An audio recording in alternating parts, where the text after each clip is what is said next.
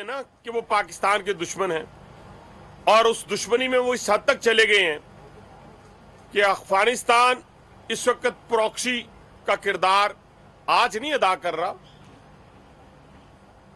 चुपके से तो वो बड़े अरसे से कर रहा था, धीमे से, चुपके से, खुफिया तरीके से, बीएलए को भी, बीएलएफ को भी, तालिबान को भी, टीटीपी को भी, सबको वो सपोर्ट कर रहा था। ख्वारिज को भी अरबों डॉलर भी दे रहा था, इन्वेस्ट भी कर रहा था। लेकिन जब से उसको एक बहुत बड़ी शिकस्त हुई है तो उस वक्त से वो अपने जख्म चाट रहा है और उसमें तेजी लेके आ गया।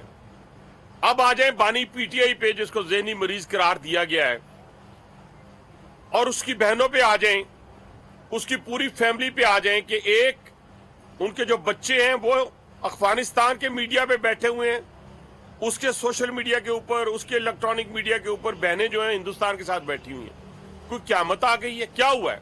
कुछ भी नहीं हुआ। ना आपको कोई सजा हुई है, ना आपके साथ कोई ज्यादती हुई है, और एक छोटी सी जेल आपको बर्दाश्त नहीं हो रही, और उस जेल के बुनियाद के ऊपर आप क्या कह रहे हैं? मुल्की सालमियत को दांव पे लगा रहे हैं। और मुल्की सालमियत से आगे तो किसी का कोई लीडर नहीं है, वो किसी का भी लीडर हो, और उसके ऊपर सोने पे सुहागा देखें कि आप कहते हैं कि हम एक शख्स के खिलाफ। आप एक शख्स के खिलाफ नहीं है, आप एक मुनज़्ज़म साजिश के तहत पूरी दुनिया, जब से हम एटॉमिक पावर बने हैं, पूरी दुनिया की यह कोशिश है कि हमारे इंस्टीट्यूशन को उस पर हमलावर हुआ जाए, और वो किस किस के जरिए? अपनी प्रॉक्सी के जरिए हमलावर होते रहे, उनको नाकामी हुई। आज फिर आप बयानिया क्या बना रहे हैं? बयानिया आप किसी शख्स के खिलाफ नहीं बना रहे, आप इंस्टीट्यूशन के खिलाफ बना रहे हैं। और किस किस तरीके से बना रहे हैं मैं बता देता हूं आपको, आपके सामने रख देता हूं चीजों को, कि आप 2 दिन का, 2 दिसंबर का, 5 दिसंबर का ये ट्वीट देख लें बानी पीटीआई का, ये वो किस पे मबनी है। यानी आप अगर सिर्फ एक शख्स के खिलाफ होते तो आप शोहदा के जनाजे पढ़ते, अगर आप एक शख्स के खिलाफ होते तो आप कभी ना ये ट्वीट करते कि एनडीयू के अंदर जो एमएनएस गए हैं, वो एमएनएस जो हैं वो मीर जाफर मीर सादक हैं, वो गद्दार हैं, क्योंकि उन्होंने फौज के साथ या उनके साथ ऑफिसर्स के साथ बैठकर बातचीत की है, मिले हैं या उनसे हाथ मिलाया है। तो आपने कह दिया कि वो गद्दार हैं, और उनको आपने शोकास दे दिया और कहा कि ये मीर जाफर और मीर सादिक है। अगर यहीं पे बात रुक जाती तो फिर भी हम कह देते। फिर आपने क्या किया कि आपकी बहनों ने, अलीमा खान साहिबा ने क्या कह दिया, नौरीन खान साहिबा ने क्या कह दिया कि ये पूरा हिंदुस्तान जो है इमरान खान के लिए रो रहा है। वाह, वेरी वेल डन, बहुत अच्छे। यानी आप इक्तदार के पुजारी हैं। अगर इक्तदार आपको मिले तो सब अच्छा, जमहूरियत भी, जमहूरियत का नाम भी, फौज भी अच्छी, जर्नैल भी अच्छे। लेकिन अगर आपको इक्तदार ना मिले तो आप अपने इक्तदार की खातर मुल्की सालमियत को दांव पे लगा देंगे। नहीं, ये हम नहीं होने देंगे। ये आप ज़हन में रखें कि कई गुना बड़े दुश्मन को हमने 10 मई को शिकस्त दी है। दुनिया एक्नॉलेज कर रही है। मेरे एक्नॉलेज करने से, आपसे एक्नॉलेज करने से क्या होगा? पूरी दुनिया, मगरब से मशरक और जुनूब से आप शमाल की तरफ देखें तो हर तरफ एक ही नजर आएगा, पाकिस्तान। पाकिस्तान जिंदाबाद। आज बांग्लादेश में पाकिस्तान जिंदाबाद के नारे लग रहे हैं, अजरबैजान में पाकिस्तान जिंदाबाद के नारे लग रहे हैं, आप चाइना में पाकिस्तान, यूएसए के अंदर पाकिस्तान का डंका बज रहा है, रशिया के अंदर मिडिल ईस्ट को आप लीड कर रहे हैं, और आप सेंट्रल एशिया को आप लीड कर रहे हैं। ये किसकी बदौलत है? उन शोहदा की बदौलत है जिन्होंने अपना गरम गरम लहू जो है वो केपीके के पहाड़ों पे, बर्फपोश पहाड़ों पे और बलूचिस्तान के संगलाख पहाड़ों पे अपना खून दिया है। और आप तो माशाल्लाह आपने जो शुरू की कैंपेन, और जो आपका असल चेहरा था वो एक्सपोज होता गया पूरी दुनिया के सामने, पूरी कौम के सामने। वो एक्सपोज कैसे हुआ? मैं बता देता हूं कैसे एक्सपोज हुआ।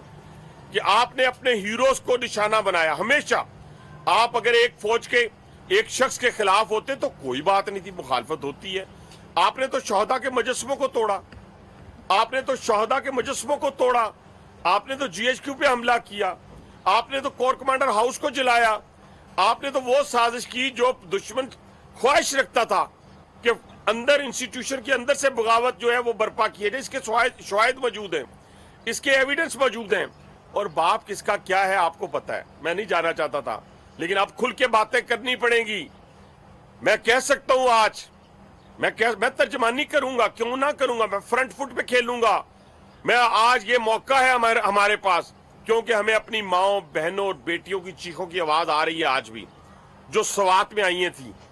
वहां पे माल की वजह से नहीं हम गए थे, हम जायदाद के लुटने की वजह से नहीं गए थे, हम अपनी माओ बहनों की इज्जतों को पामाल किया जा रहा था।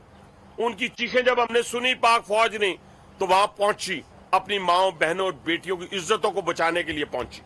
और इसी तरीके से आपने वहां पर भी उनकी हमायत का ऐलान किया। क्या किया? ट्वीट में क्या कहा कि हम अपने लोगों पे ड्रोन चला रहे हैं, हम अपने लोगों पे, उनके खिलाफ जो दहशतगर्द हैं उनको अपने लोग करार दिया।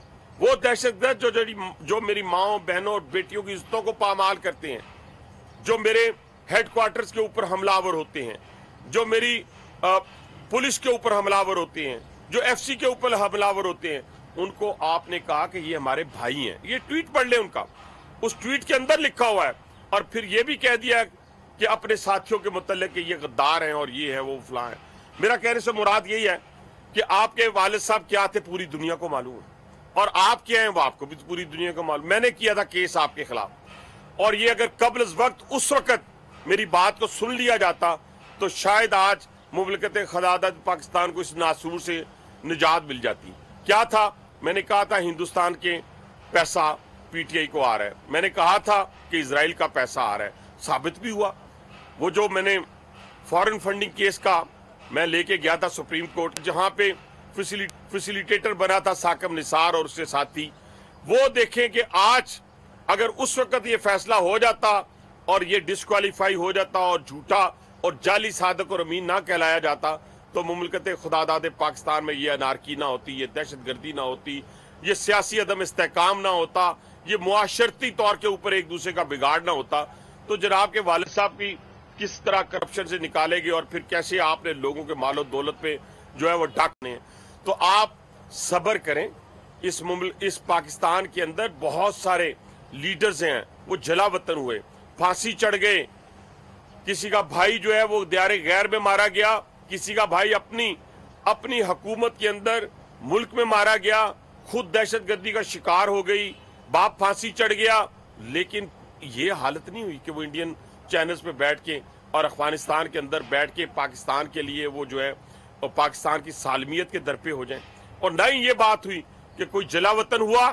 3 दफा हुकूमत मियां नवाज शरीफ की खत्म की गई, 3 दफा।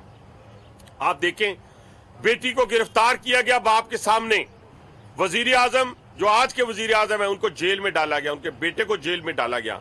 लेकिन आपने देखा होगा कि किसी सूरत भी उन्होंने पाकिस्तान की सालमियत के ऊपर जो है वो हर्फ नहीं आने दिया। तो मेरा कहने से मुराद ये है कि इस वक्त मुल्क की सालमियत के साथ खेलने वाला मैं नहीं समझ सकता मुल्क की सालमियत के साथ खेलने वाला जो है वो पाकिस्तानी हो सकता है। मुल्क की सालमियत के साथ खेलने वाला गद्दार तो हो सकता है, मुल्क की सालमियत से खेलने वाला ज़हनी मरीज तो हो सकता है, लेकिन ये पाकिस्तानी नहीं हो सकता। अगर हो सकता है तो मुझे कोई दलाइल से, कोई आर्गूमेंट से समझाए। और इस वक्त जब हम पूरी दुनिया के अंदर आप उस फौज के खिलाफ उठ खड़े हुए हैं या बयानियां बना रहे हैं जिसने पूरी दुनिया के अंदर अपना डंका बजा दिया है, कोई किसी को शक है तो मेरे से बात कर ले, लेकिन आपका पूरे का पूरा बयानिया हमारे खिलाफ नहीं है, पाकिस्तान पीपुल्स पार्टी के खिलाफ नहीं है, एमकेएम के खिलाफ नहीं है, किसी सियासी पार्टी के खिलाफ नहीं है। आए हमारे साथ इख्तलाफ करें, आए हमारे साथ बातचीत करें, हम तैयार हैं, हमें तो कोई हर्ज नहीं है। लेकिन अब इस सूरत हाल में तो आपसे बातचीत करना भी मैं समझता हूं मुनासिब नहीं कि जिस वक्त आपने तमाम हदें फलांग दी हैं, तमाम आपने हदूद क्रॉस कर ली हैं। और क्रॉस कैसे की हैं आपको पता है कि आपने सिर्फ अपने इक़्तिदार की खातर इस मुल्क की सालमियत से खेलने का जो है वो प्लान तैयार किया है। इस प्लान को हम इंशाअल्लाह ताला कामयाब नहीं होने देंगे। और ये याद रखा जाए, ये ना तो 1971 है और ना ही ये 10 मई का वो बदला हुआ पाकिस्तान है जिसने पूरी दुनिया के अंदर अपना मुकाम बनाया है। हम अपने शोहदा को सलाम पेश करते हैं और आज पूरी अफवाज पाकिस्तान के साथ, अपनी फ़ज़ाइया के साथ, अपनी नेवी के साथ हम उसी तरह खड़े हैं जिस तरह बाकी 24 करोड़ आवाम खड़ी है।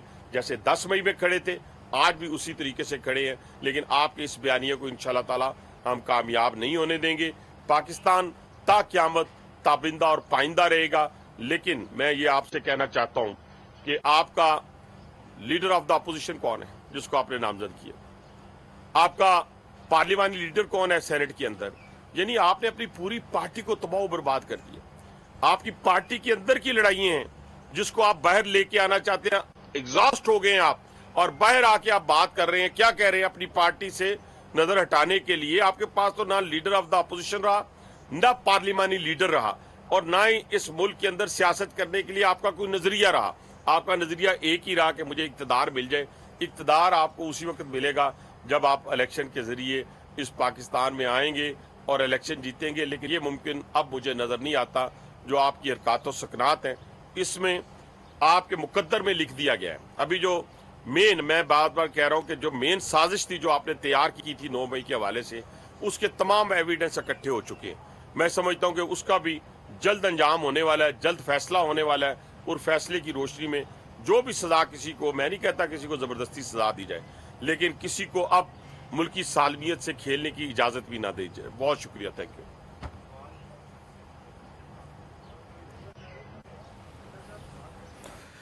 रावलपिंडी में वफाकी वज़ीर रेलवे मोहम्मद हनीफ अब्बासी इस वक्त न्यूज़ कॉन्फ्रेंस कर रहे थे। उन्होंने कहा कि इक़्तिदार में हो तो सब अच्छे, इक़्तिदार ना मिले तो मुल्की सालमियत दांव पर लगा दी जाती है। उन्होंने कहा कि इस वक्त भारत पाकिस्तान के ख़िलाफ़ प्रोपेगेंडा कर रहा है। PTI ने कौमी हीरोज़ को निशाना बनाया।